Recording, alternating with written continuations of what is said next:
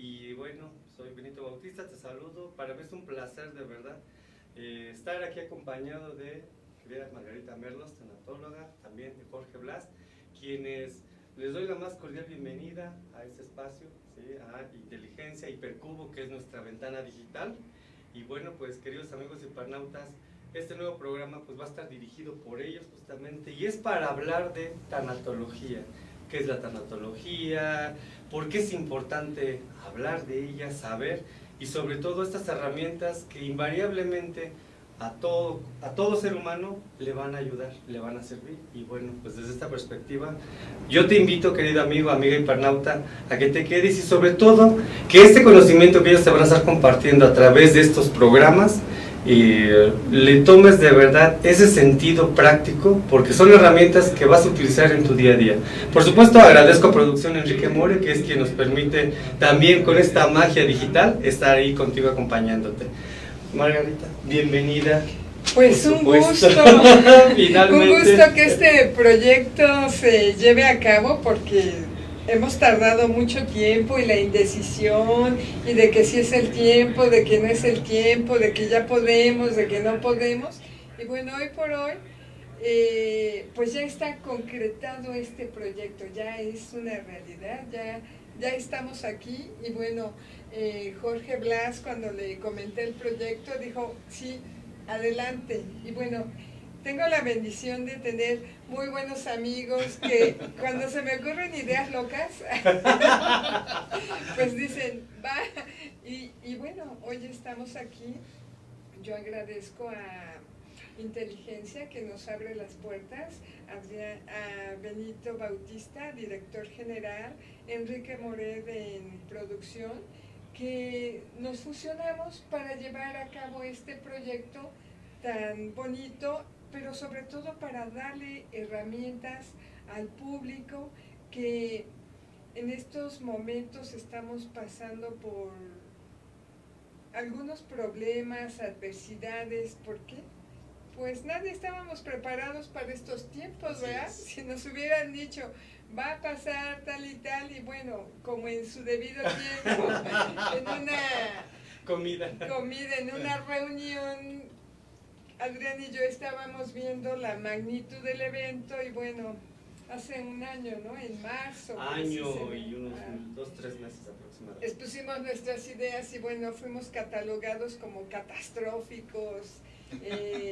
Lo peor, ¿cómo están pensando de esto? Y bueno, ya lo pasamos y nos quedamos cortos, ¿verdad? En lo que planteamos. De hecho, desde esta perspectiva, lo más interesante es ver que efectivamente no estábamos preparados, digo, como sociedad. Incluso lo más interesante es que de repente esa sensación de duelo, como bien lo comentamos en aquella ocasión, como era el anticiparse a que algo se percibía iba a ser relevante para la humanidad, pero yo creo que en ese momento faltaba tal vez información. Algo de lo que yo sí veía es, en aquel entonces decías, ocurrió un incidente en China, en África, en otro lado, menos en nuestro espacio. Y de repente pues nos llega la pandemia y de repente nos llega como que las noticias y obviamente las instrucciones que dio el gobierno federal en ese momento. De repente lo que veías que pasaba en otros lugares ya lo teníamos aquí. Y todo esto lo que provoca, ¿no? Y esa sensación de, sí, generalizada, bien lo dijiste, duelo.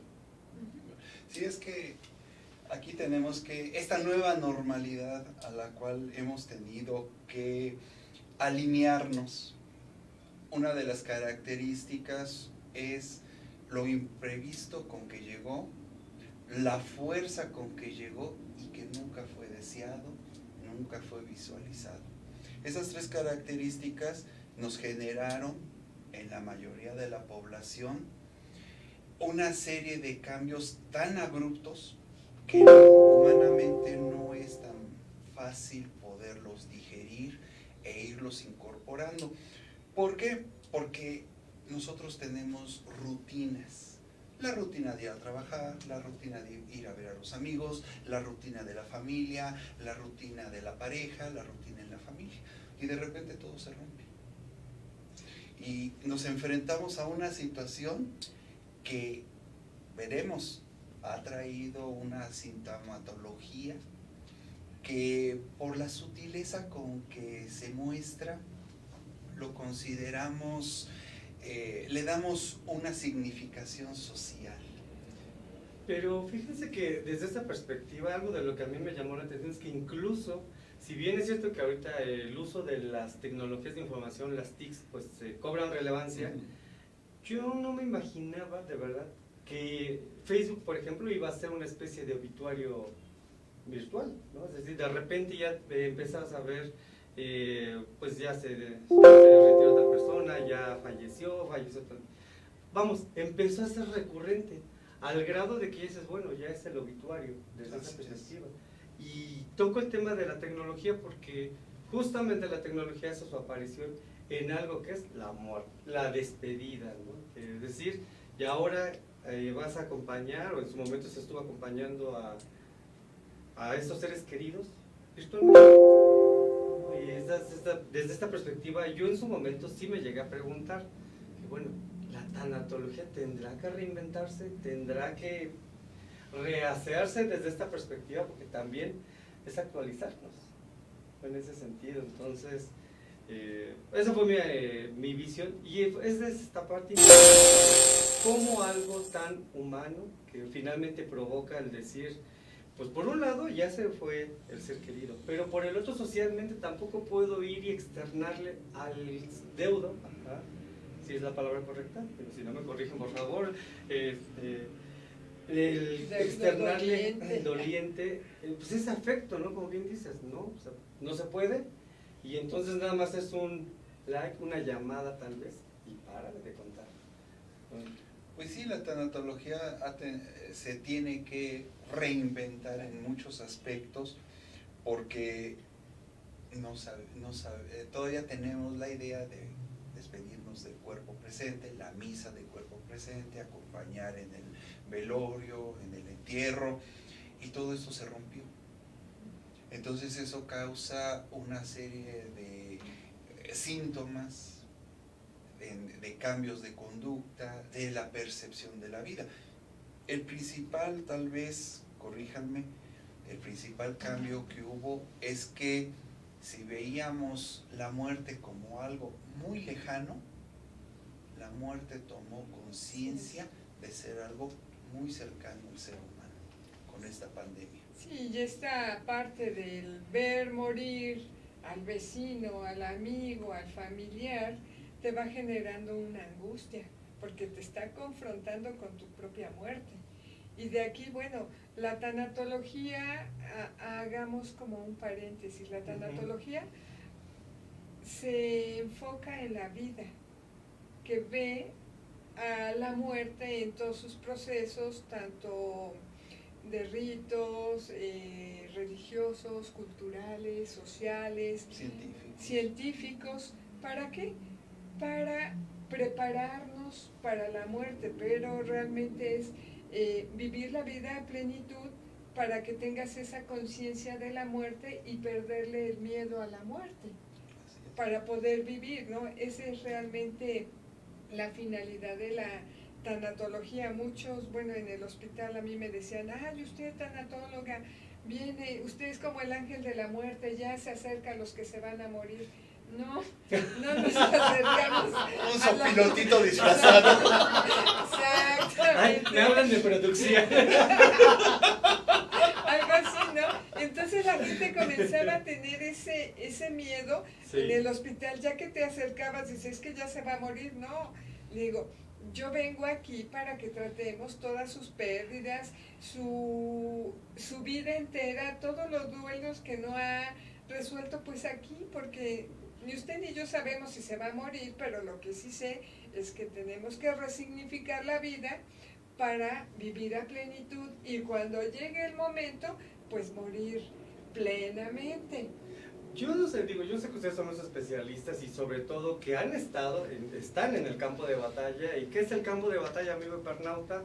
Pues simplemente es estar justamente en estos procesos, en el proceso del acompañamiento. Y desde esta perspectiva mi pregunta viene siendo ahorita, ¿qué pasa con todos estos duelos? Porque hablas de pérdida, Jorge, también comentaste algo que dijiste, esta nueva realidad, este nuevo contexto. Entonces es adaptarnos a esta nueva realidad, pero quiero pensar con un nuevo significado, con una conciencia mayor o amplia en el sentido de la tanatología no es hablar de muerte, es hablar de vida, y desde este proceso entender que la muerte es parte, nada más. Sí, es que lo que decía Margarita, se tiene la idea de que el tanatólogo es así como el antecedente del sacerdote. Casi va a ver si todavía está respirando. De hecho, las Borges anteriormente se les llamaba tanatorios. En España. De hecho, en España, ¿no? Todavía. En España es Entonces, el sí es una sanatorio. palabra que nos impone, nos asusta, pero es ese conocimiento que nos hace falta. La tanatología ve por y para la vida plena, y hay una frase que dice: cuando le perdemos el miedo a morir, empezamos a vivir. ¿Por qué? Porque la vida y la muerte son las caras de una misma moneda. Está en nosotros la vida y la muerte.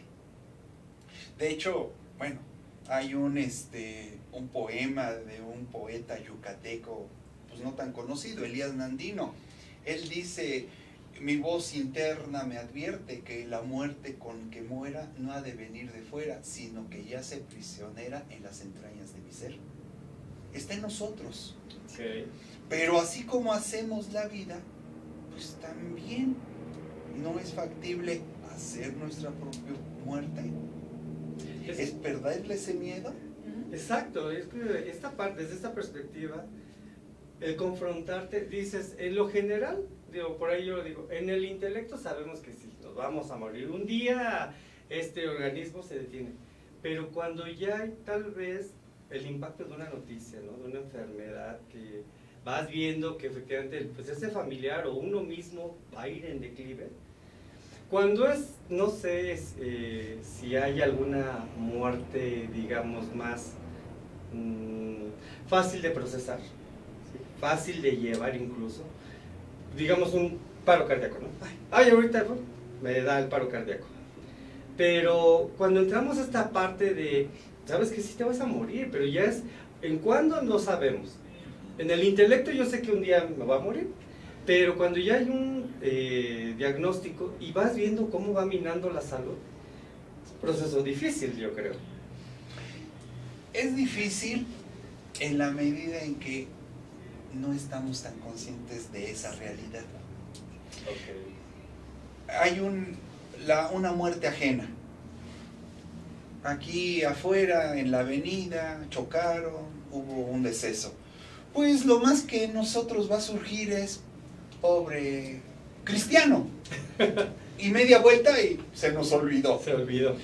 Cuando viene una muerte más cercana, un familiar, entonces sí decimos: ah, caray, ¿qué está pasando? Pero cuando viene un diagnóstico, viene esta pandemia, entonces es la máxima expresión, porque es enfrentarme a mi muerte y a mi proceso de morir. Y entonces empieza a llegarme: híjole, quiero hacer las paces con fulano, quiero pedir perdón con mengano, quiero ver a esta persona, quiero hablarle a esta otra, quiero poner mis asuntos en orden. De hecho, la muerte tiene una historia. Ay, a ver, sí, por favor. No, la muerte tiene una historia bastante buena. Actualmente hay un autor, Philip Zares, él nos dice que estamos viviendo la negación de la muerte. La negación, ok. Todos sabemos que nos vamos a morir. Ajá. Pero ¿cuánto siento que te vas a morir? Pero yo no me voy a morir. Todos se van a morir, pero hoy yo no. Y mañana, hoy yo no. Por eso nos encuentra la muerte, nos sorprende, porque siempre tenemos esa idea.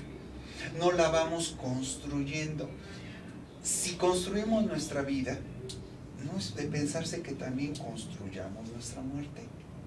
Pero fíjate, yo creo que es una gran verdad la que comentas, ¿no? Se mueren los otros, que es lo que decía de inicio, ¿no? Antes, a mí también me pasaba, honestamente, ¿no? Ay, ocurrió un bombazo en no sé dónde, ocurrió un accidente y tantos muertos, ¿no? Un desplome de avión, ¿no? Ay, caray, pero ocurrió en otros lados. Sí, lejos. Se mueren otros. Ay, bueno, hasta el vecino, si acaso. Sí. O los vecinos. O los vecinos. que bueno, llega la pandemia y nos dice, va parejo, ¿no?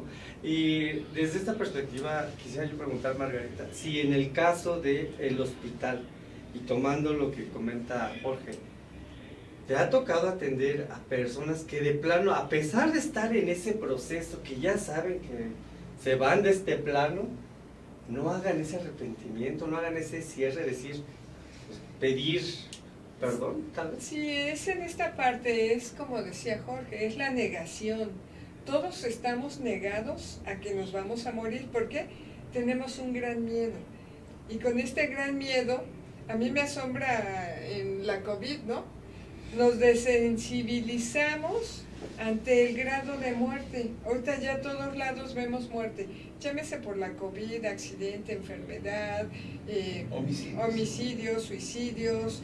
Vemos noticias y cuánta muerte hay todos los días la muerte, pero aún nosotros seguimos negando que nos vamos a morir y que somos eternos. Efectivamente, y no nada más en el hospital, en casa, cuando tienes una enfermedad o ya un diagnóstico, es un mecanismo de defensa la negación. ¿Por qué? Porque te llega de cuajo en la psique, y si no tienes esto, la negación te sirve como un amortiguador mental para no enloquecer, porque es tan grande el dolor, es tan grande el impacto, así ya sea un infarto, es una muerte traumática porque es súbita y inesperada, un suicidio, un accidente, todas esas muertes te van a llevar a pérdidas, son pérdidas traumáticas, de lo cual te van a llevar a duelos traumáticos que se van a complicar. ¿Por qué? Porque el impacto es muy fuerte. Si ahorita te estoy viendo y de repente me dicen en media hora, Benito se murió, o X se murió, cuando yo te estoy viendo, te va a impactar, y te va a impactar en una forma brutal, que tienes que sacar tu mecanismo de defensa, que es la negación, para amortiguarte y no enloquecer. De ahí, bueno, vienen todos los procesos, la depresión, angustia, ansiedad, estrés, y ya nos vamos con todo. Y todo eso que te va a desorganizar la vida, porque te desorganiza la vida, te desorganiza la psique, y dices, ¿y ya ahora qué hago? Ya no puedo seguir mi vida adelante, quedo paralizado, o niego y voy en automático como zombie, ¿no? Sí, sin planito, sin sentir emociones, sin nada, o de plano no puedo hacer nada y me paralizo, me acuesto y pues levántenme porque no puedo, ¿no? Fíjate que entonces caemos ahí o sea, vamos, dicen por ahí, el muerto, pues bueno, requiere descansar en paz, pero el duelo, el doliente, todo este proceso que surge colateral, digo, mencionaste un punto muy interesante, suicidio, y creo que también ahí se engloba, eso es para otro tema, sí. Para otro programa, por supuesto. Un tema y bastante interesante por todas las dinámicas que trae, ¿no? Tanto de la familia como la sociedad, y bueno, siempre nos va a impactar un suicidio, ¿no? Un suicidio, dice, te impacta 100 personas en radio, así, de lo que está, más aparte ahorita en redes, lo suben como a 1000 y tantas personas, que son los impactos y cómo te va generando. Jorge también maneja muy bien lo que es la parte de suicidio, ¿no? No, pues así que la gran ventaja, amiga hipernauta, es que son especialistas que obviamente, yo como lo digo desde esa perspectiva, Iberclub como tiene como objetivo justamente generar conciencia. Y sí, nos gusta hablar y reír y demás, pero fíjense, hablar de muerte, hablar de esta parte de la confronta, de decir, chispas, tengo mis asuntos en orden, por un lado, por otro lado, ¿realmente vale la pena que me reconcilie con, aunque no le vuelva a ver? Desde esta perspectiva, la tanatología lo que busca, sí es reconciliar, yo diría también, ¿por qué no? Pero ¿qué tan importante es el decir, voy a perdonar, pero no le vuelvo a ver? Es que el perdonar, es que ahí viene eso. Ajá. El perdonar tiene dos vertientes.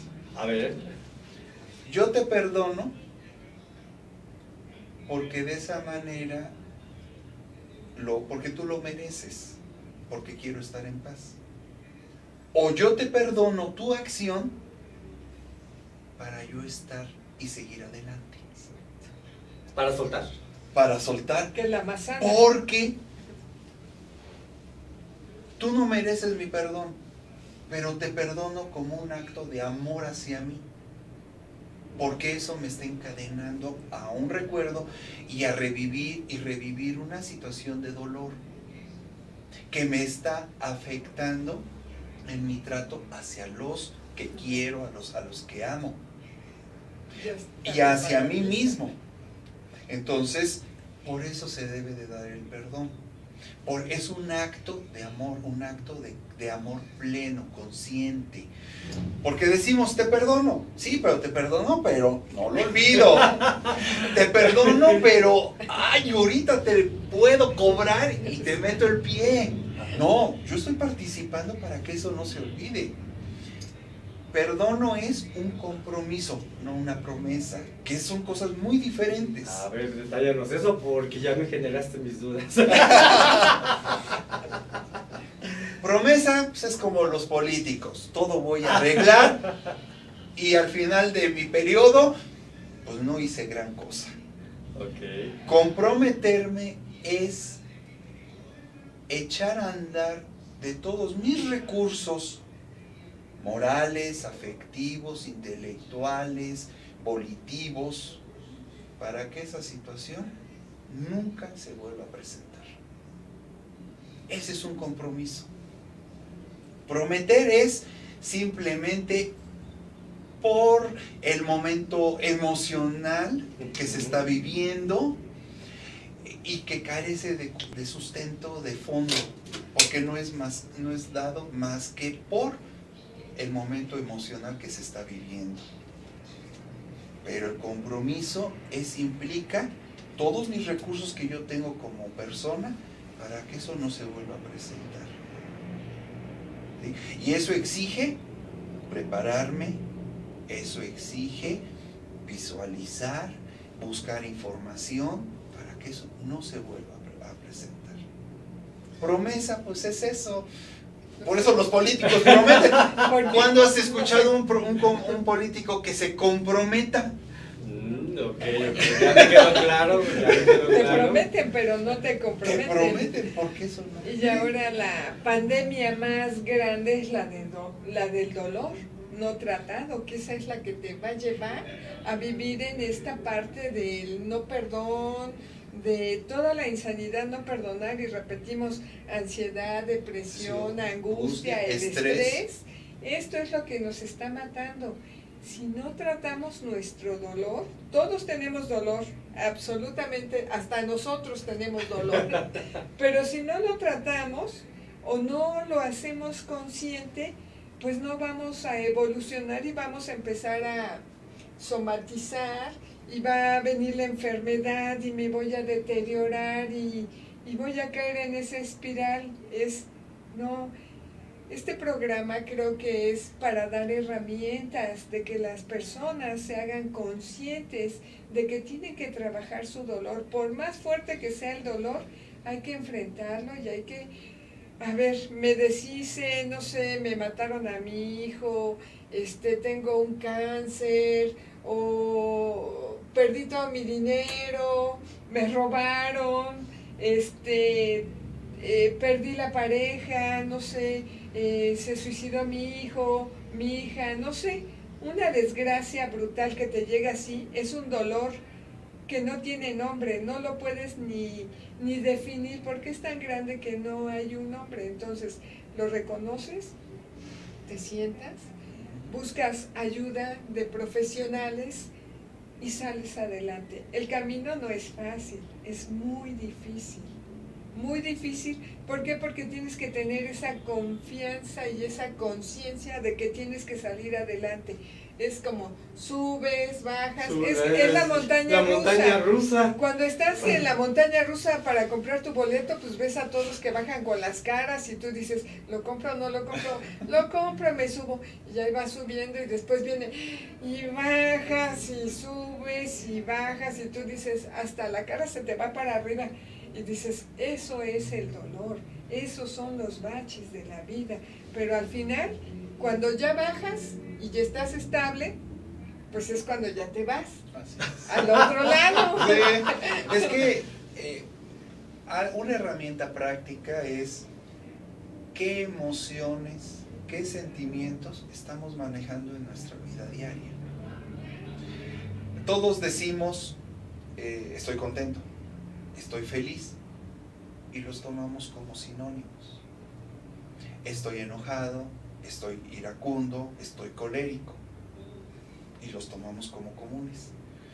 Pero lo importante radica en ponerle nombre, el nombre correcto, no cualquier nombre. ¿Sí? ¿Por qué? Porque eso nos hace nosotros mismos reflexionar y nos hace empezar a ubicarnos dónde andamos, cómo nos asociamos a la realidad. ¿Contentos? ¿Optimistas? ¿Enojados? ¿Resentidos? ¿Envidiosos? ¿Coléricos? ¿Intrigosos? ¿Cómo nos estamos...? Ay, el chisme. ¿Sí? Sí, es que esa es la forma, cómo nos vamos a asociar a la realidad. Una herramienta práctica es que empecemos a decir, bueno, yo siento esto realmente tiene este nombre o tiene otro nombre que es más correcto. Y entonces eso nos ayuda a ubicarnos. Y lo que decía Margarita, acudir con profesionales. Decía Reyes Subiría, hay tanatólogos hasta debajo de las piedras.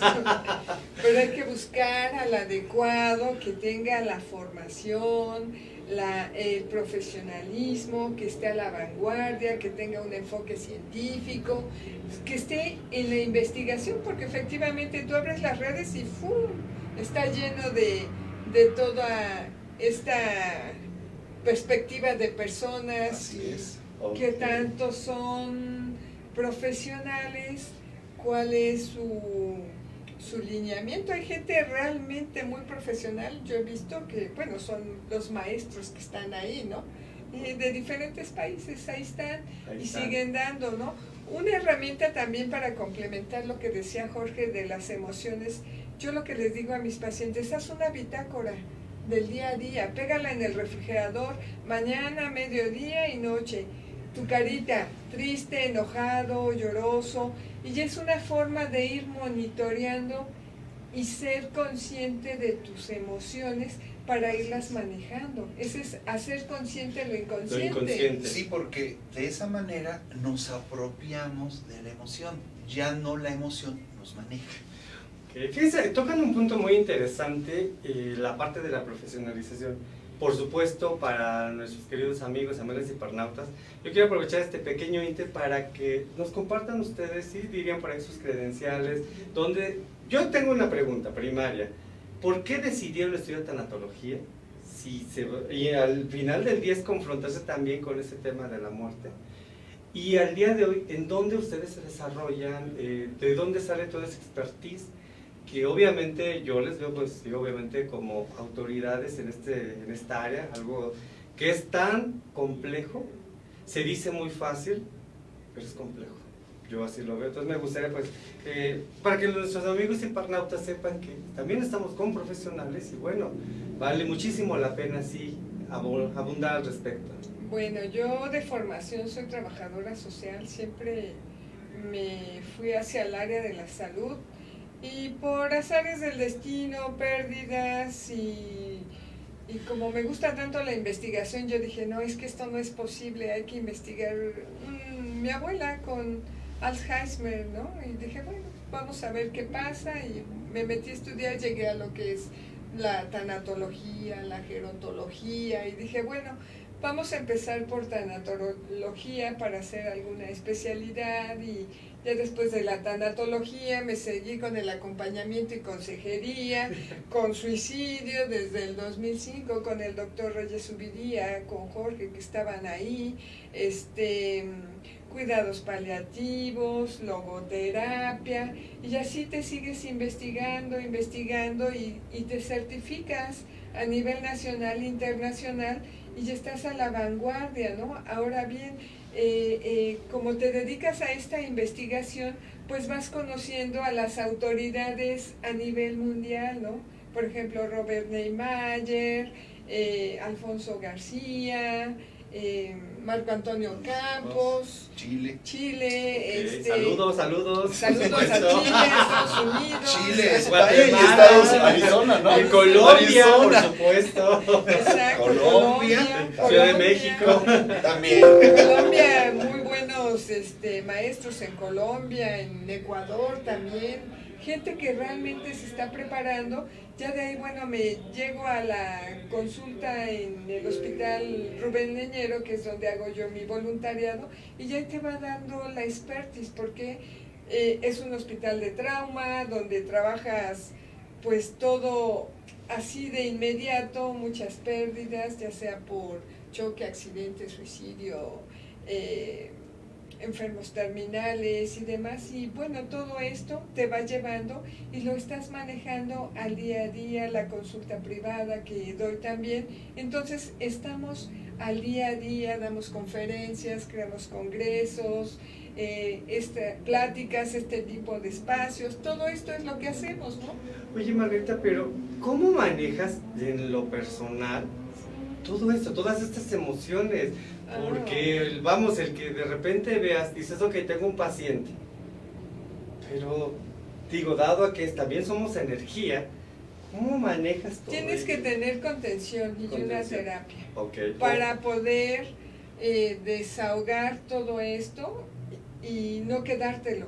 Yo en lo personal, bueno, sí tengo mi contención, tengo terapia cuando a veces me rebasa, pero también yo en esta parte espiritual me enfoco mucho, entrego todo lo que recibo y bueno, pido sabiduría, luz para seguir en este trabajo y no decaer ni claudicar, ¿no? Porque a veces sí te rebasa y son muchas emociones muy fuertes el ver el dolor de la persona que está realmente destrozada y tú dices, ¿y cómo la vas a construir? ¿Y cómo se va a levantar?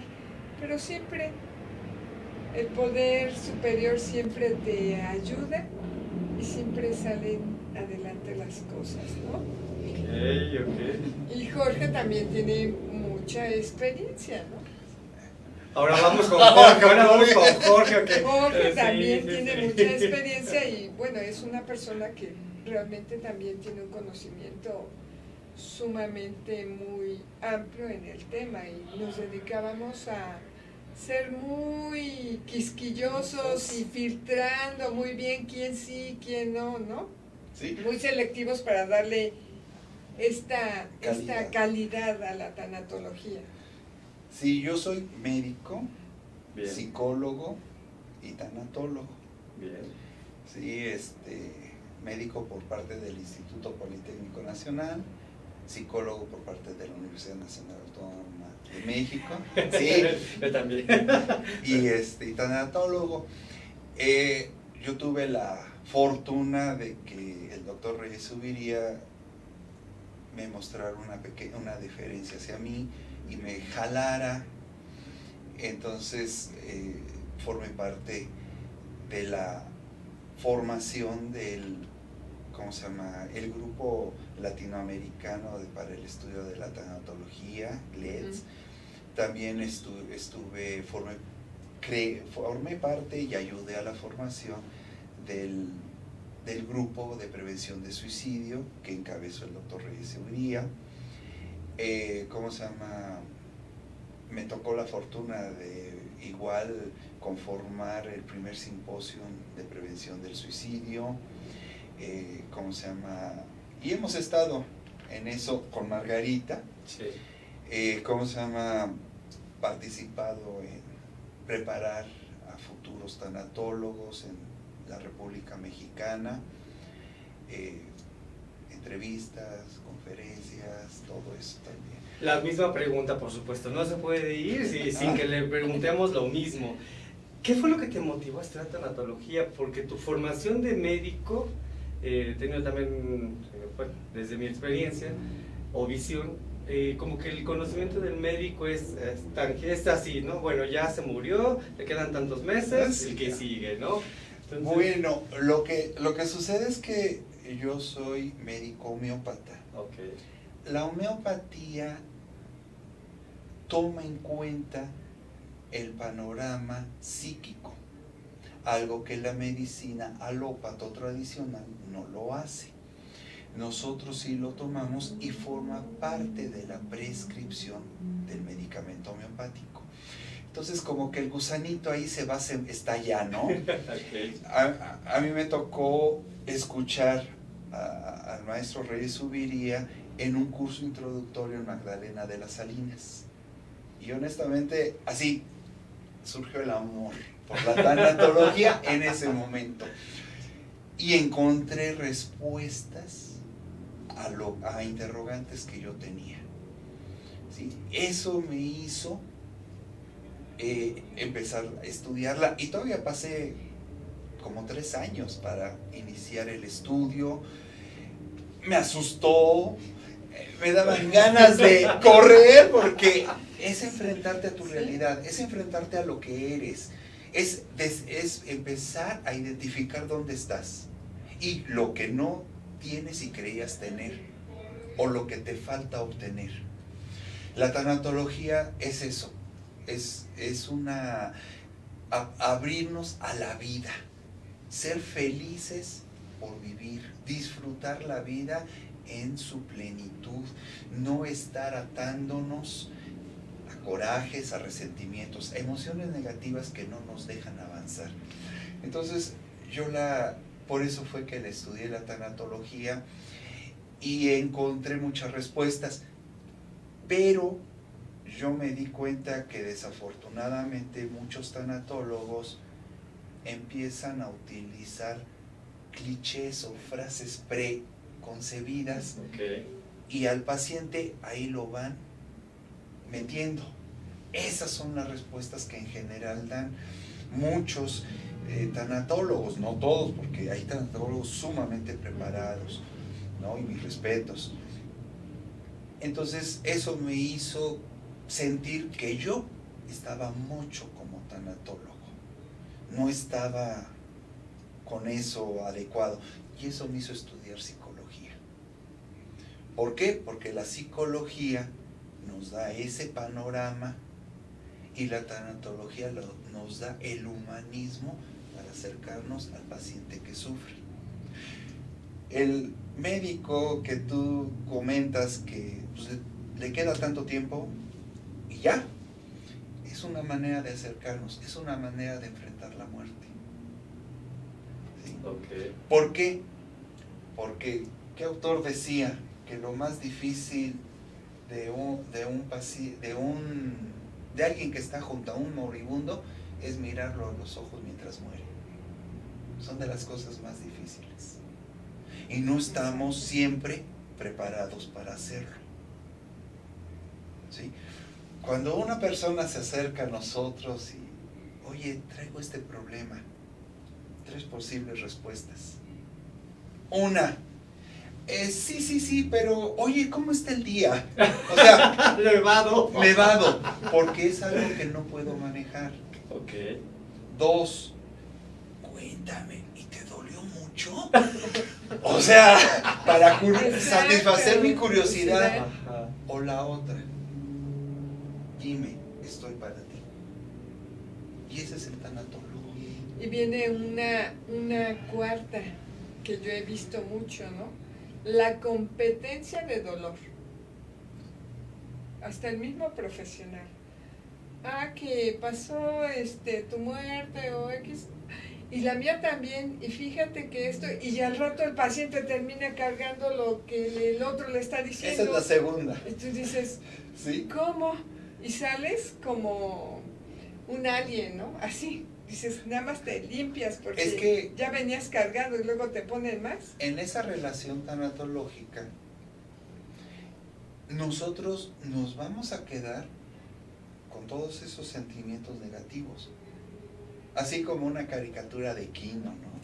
Va el paciente y el médico o el tanatólogo con su overol, Sí. y al final del día todo sucio, porque nos quedamos con eso. Por eso debemos de tener una contención. Aquel tanatólogo que diga yo no la necesito, no Miente. está ubicado. O sea, Fíjense que hablan de algo que, bueno, invariablemente nos conecta, es una realidad, nos hace ser más conscientes, el decir, sí, un día va a ser mi propia muerte, Así es. un día va a ser el que quizás entre en una enfermedad crónico-degenerativa y entonces viva un proceso diferente, ¿no? Desde esa perspectiva. Digo, qué importante sí es, hacer mención de cómo estoy en el tema de las emociones primarias yo, para, obviamente, cuando llegue ese momento, pues, saber cómo reaccionar, hasta cierto punto. Algo de lo que yo me he preguntado incluso es, bueno, si es tanatólogo, ¿le duele cuando le toca así que despedir a un ser querido? ¿Cómo estamos en esa parte? ¿Qué opinan ustedes al respecto? pues te duele el paciente, te duele su entorno, ¿no? Eres un ser humano y cuando haces o tienes mucha empatía, vives el dolor, ¿no? Lo vives, lo sientes. A mí el doctor Reyes me decía una frase y que esa me marcó. Enamórate de tu paciente. Si tú no te enamoras del paciente, no lo vas a poder sacar adelante. Tienes que amarlo para sacarlo adelante. Y esa parte, bueno, a mí me ha funcionado y bueno, lo veo el paciente en toda su estructura, siento el dolor y a veces es tan grande el dolor que te rebasa y te sensibilizas, ¿no? Y terminas llorando junto con el paciente, no pasa nada, no pasa nada. Pasa cuando pierdes la objetividad y te enganchas y no tienes los recursos ni la formación profesional ni ética en donde te rebasa y te come, ¿no? Entras y te metes a ese mar agitado, pero dices, aquí tengo un remo, vamos todos Sí. y salimos adelante y bueno, mira, lo llevas a un lugar de más objetividad, de más paz, en donde él puede clarificar, ver sus emociones y salir. Fíjense que, bueno, amiga internauta, por supuesto, yo lo veo desde esta perspectiva, o sea, ¿qué tan importante las emociones influyen, están presentes desde la vida hasta el último día de, ¿no? O sea, Es que están, o sea, el ser humano tiene emociones y siempre las va a tener y acaban cuando cesa la vida. Pero ¿con qué emociones me quiero despedir? Te encargo esto y si no, vengo en la noche y te jalo las patas. ¿Sí? O sea, te va a ir mal en tu vida porque tú te portaste mal conmigo. O sea, Sataniza. ¿cómo quiero irme? ¿Cómo quiero dejar este mundo? Por eso es pensar en la muerte. Es importante. Por ejemplo, yo la concibo. Trato de llevar una vida adecuada, voy reconociendo mis errores, los voy subsanando. Al final, ¿cómo quiero? Yo no quiero morir en un hospital. Yo quiero morir en mi casa. Quiero en mi cama. en mi cama, que haya música, que la ventana está abierta, sentir el aire hasta el último momento. ¿Cómo se llama? Si va a haber dolor, debo de reconocer que el dolor forma parte del ser humano, pero puede ser un dolor controlable, un dolor tratable. Si es así, ¿para qué me estoy preocupando? Porque me voy a estar sufriendo. El dolor es algo. El sufrimiento es opcional. A eso me llevaba este planteamiento que das, ¿no? a veces algunos eligen quedarse en esa parte, ¿no? De la victimez, de el sufro, y cómo sufro, y digo, bueno, si ya de por sí hay una pena, ajá, pero algunos ya con ese nivel de conciencia deciden ahí quedarse. Entonces, creo que se hace muy interesante y sobre todo va a meritar muchos programas para hablar de todo esto, para hablar de estas herramientas que de uno u otro modo lo que buscan es esto, generar más conciencia. Porque yo puedo decir que de esta charla de lo que estoy llevándome es conciencia. Conciencia que el día de mañana va a ocurrir un evento, el día de mañana va a morir. Y que tal el papel del tanatólogo profesional, bueno, vamos a llamar, creo que es el término correcto, es aquel que no nada más está paliando con el dolor de los demás, sino también está en este proceso terapéutico propio, ¿no? Es decir, constantemente se está limpiando. Ahorita que decías de Quino, me acordé, ¿no? Ya me imagino a Mafalda también, ¿no? Saliendo con la muertita atrás, con Susanita y con ellos, con todo su equipo, ¿no? Entonces, qué importante sí es reconocer, sobre todo amiga tanatóloga, amigo tanatólogo, o si tienes también amigos de querer incursionar en la tanatología, pues ver esta parte que en todo momento se sigue uno preparando, se sigue estudiando. Sí, hasta el último día de tu vida tienes que seguirte preparando, estudiando y... Es que surgen diariamente conocimientos nuevos, paradigmas que tumban anteriores, y debemos uno darnos cuenta. ¿Por qué? Porque ahora hay puntos de vista que borran o desplazan anteriores. Yo hice la tesis en psicología sobre el duelo por desaparición forzada, y a la conclusión que se llegó, al indicio que se llegó, es que el duelo en los familiares de desaparecidos se inicia.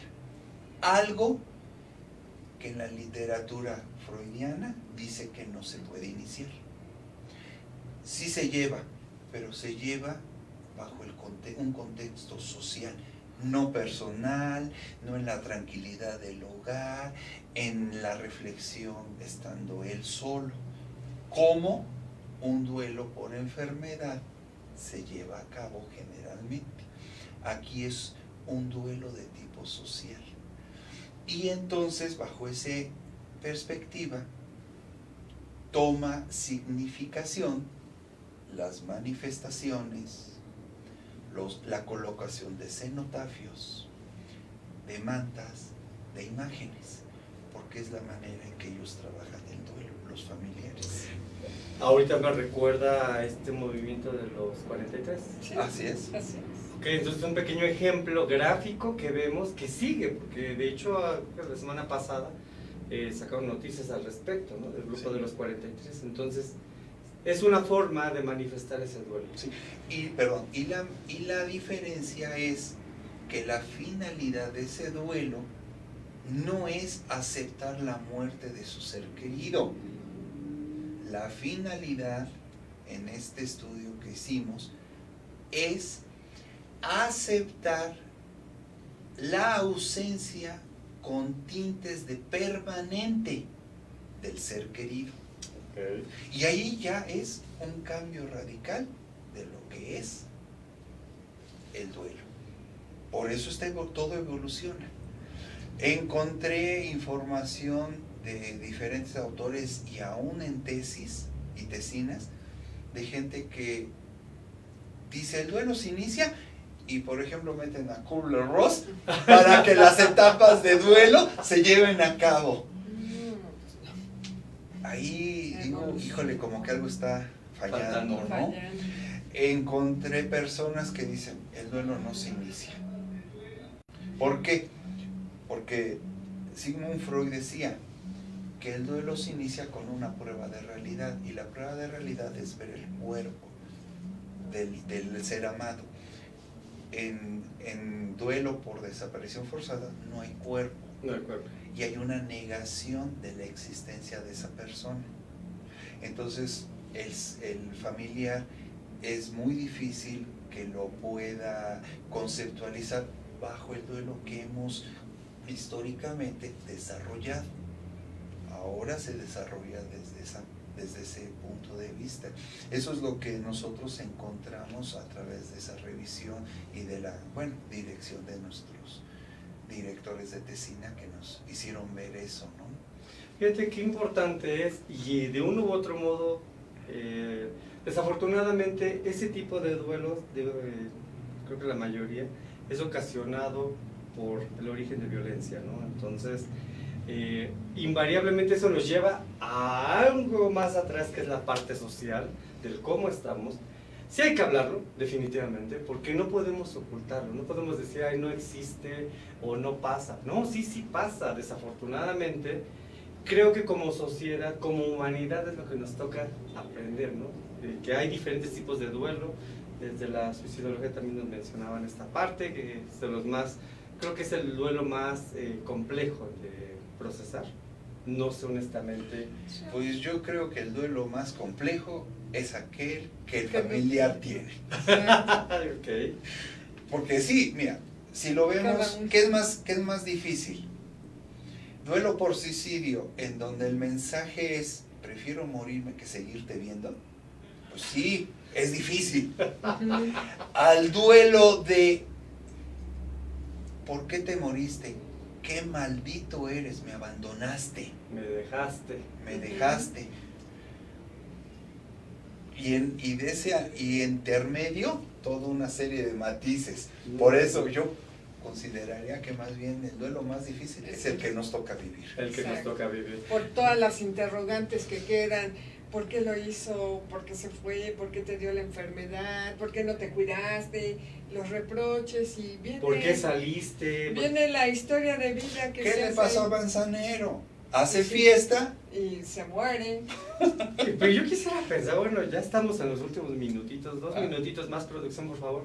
Pero quisiera yo pensar, si desde esta parte, sí espiritual, no esotérica, pues desde la parte espiritual, ¿no acaso fue su manera de decir adiós, mundo?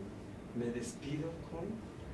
Esto, como muy bien dices, ¿no? Desde, ok, yo quiero fiesta, música, pues yo quiero vivir la fiesta, la música, y ya, lo que pase después, ya, mi despedida. Pues realmente considero que son decisiones personales y son respetables. Eso es todo. Eso es todo.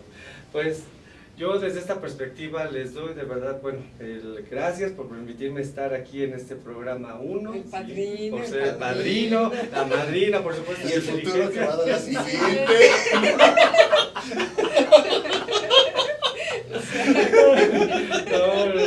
Yo más No que... duerme. Una parte de él acaba de morir. De hecho, lo confrontamos con su realidad. No recuerdo el nombre del autor, pero por ahí dicen que cada día que vive uno se acerca más a la muerte. Así es. ¿No? Se acerca Entonces... más y piensas más y bueno, estamos llegando al final y mandamos saludos por supuesto. a todos los que nos ven, Leti, Mario en San Antonio, Eric de Nueva York, toda la gente que estamos aquí, Pilar Chávez de Ciudad Juárez. A mi compañero de generación colombiano, el doctor Emiro Rafael, Okay. que él dijo que a su familia allá en Colombia les iba a pasar la liga porque dice para que te conozcan. Y bueno, Aquí aquí estamos. Nuestros correos, Jorge, Por para favor, que se sus redes comuniquen con sociales, por nosotros. favor. Si quieren algún interrogante que podamos apoyarlos, tanatólogo-jorge@comunidadunam.mx. El mío es magomerlos@gmail. Por si tienen alguna duda o algo que les podamos... Observaciones, todo aceptamos. Terapias, sobre todo terapias también, ¿por qué no? Son profesionales, yo de verdad, a nombre de Inteligencia, les agradezco muchísimo la confianza, por supuesto. Es hablar de un tema que genera, yo lo veo así, como bien dijeron, nos conecta con nuestra propia muerte. Claro que sí, porque un día va a ocurrir, ¿no? Y en este sentido, la expansión de la conciencia, ¿no? Creo que eso es lo mejor de todo.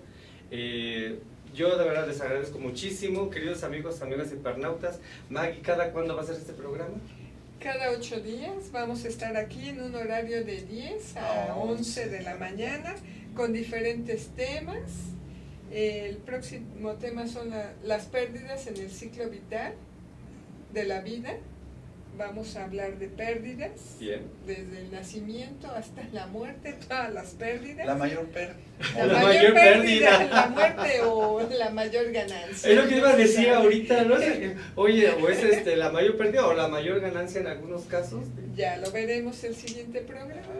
Perfecto, perfecto. Pues bueno, amigos hipernautas, pues llegamos al final de este programa, por supuesto, más que agradecido, con producción también que nos está aquí apoyando.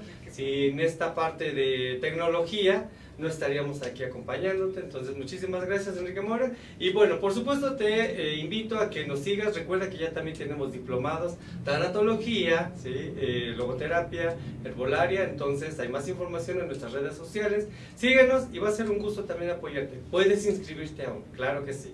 Por mi parte es todo. Me despido. Benito Bautista. Nos vemos en la siguiente. Hasta luego. Hasta luego. Hasta luego.